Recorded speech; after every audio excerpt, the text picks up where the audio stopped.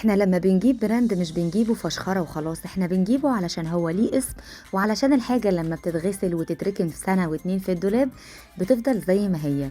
ده غير كمان ان البراندات فيها ميزة حلوة قوي، ان تلبسها بيبقى مظبوط على الجسم، يعني اختيارك لكل مقاس منها سواء اكس او لارج او غيره بيطلع مظبوط التلبيس بتاعه، مش زي المصانع التانية اللي بتشتغل على اي باترن وخلاص. وونر براندز بقى جاب لك كل البراندز دي باسعار اقل من ربع ثمنها، وحط لك كمان عليها خصم 20% على زارا واورسي وبولامبير وبرشكا، ده غير سيكشن العروض المجنونه اللي عاملها. 150 البلوفر، 350 الجاكيت، 200 جنيه الكارديجان. اي الوانات بقى ومقاسات، المهير والحاجات الصوف التقيله. ده ازاي براند نكست، وجديد ستوك، عامل 150 جنيه.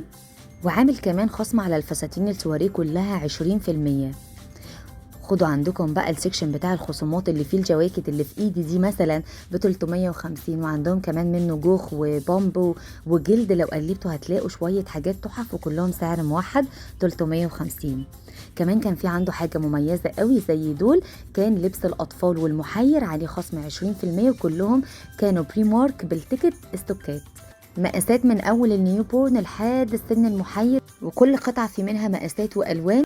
اما الميزه الاخيره بقى عندهم ان هم عندهم توصيل لاي محافظه في مصر اونلاين.